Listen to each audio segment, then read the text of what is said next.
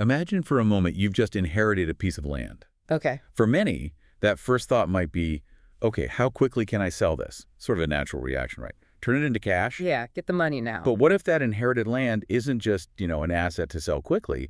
What if it's actually a powerful long-term investment? And maybe even a source of continuous income. Possibilities you might not have even thought about. Exactly. That's precisely what we're diving into today. Yeah, our mission here is to explore that often overlooked value of inherited land. We want to show why holding on to it might actually be one of the best financial decisions you could make. We're going to unpack some genuinely surprising, actionable ways to generate passive income from that land.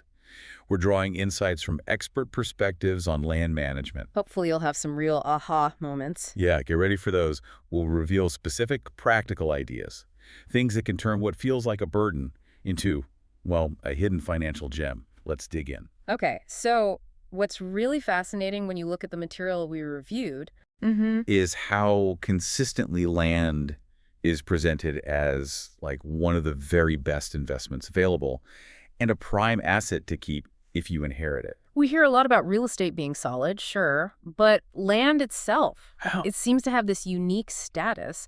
What is it about land specifically that makes it so resilient? Why does it appreciate so much, especially long term? Well, it boils down to its fundamental nature, really. Land is finite. They're not making any more of it, right? Right. And historically, its prices they've increased significantly over time, often outpacing inflation by quite a bit. Okay, so unlike cash just sitting there. Exactly. Yeah. Money in a bank account. It often struggles to keep pace with rising costs. You could actually be losing buying power. Ah, Land, though, it tends to build your net worth over the long haul. It really acts as a proven store of value. so it really challenges that initial impulse many people have, this idea that inherited land has to be sold. Right. Unless you genuinely need that capital right now or, cash is critically short. It sounds like holding on to it is often the savvier financial move. Recognizing that long-term potential. Absolutely.